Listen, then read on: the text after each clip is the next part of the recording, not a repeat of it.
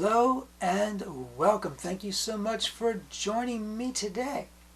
So I have made mention of this book in the past, the Stein Handbook of Magic. I told you that I was going to do a number of vlogs based on material inside of this book.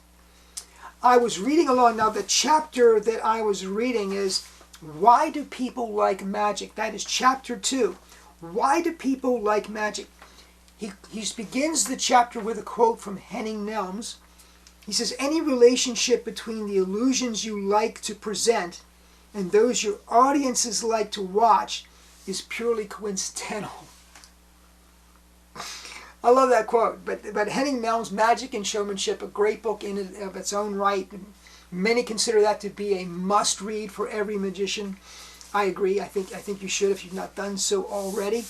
But here on page 27, he tries to lay out what it is that lay audiences respond to in a magic act. And I kind of like what he says here. Let me read this to you.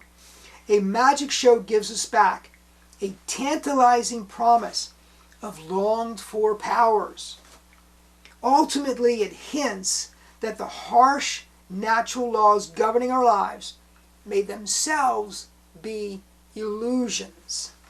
And if so, nothing is impossible. I think that's the key right there. People love magic because it suggests. It doesn't explicitly prove.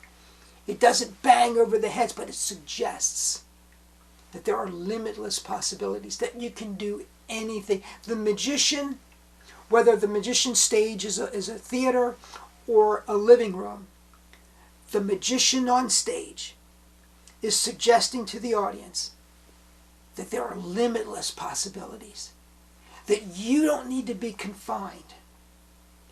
I think that is the universal appeal of magic. People respond to that basic message that they can be more. And in some respects, it challenges the perceptions. Let me go on and read. This is page 27. Most people really like, perhaps even need, to have their perception shaken up now and then. Will the performer be able to convince us that the impossible can happen? I think there's a deep longing in every human being to go beyond, to believe that there is something beyond. And magic hints at that. It's not a religion. I mean, that in some respects, that's the domain of religion, right? The mystery of the universe. But magic suggests that that exists. And we know it's theater, right? We know it's theater.